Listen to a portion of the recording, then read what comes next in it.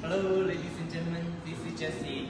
Today we're so glad to show you our showroom for acrylic boards and the raw materials. Please have a check. All the acrylic raw materials can be widely used in various kinds of fields and industries, like for home decors, furniture, and all the tags and the logos, statues.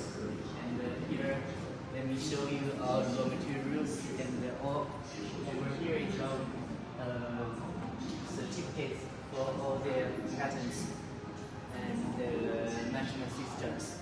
And this is a small show of all the raw materials for the boards, and each of them with different color, different material and size and quantity.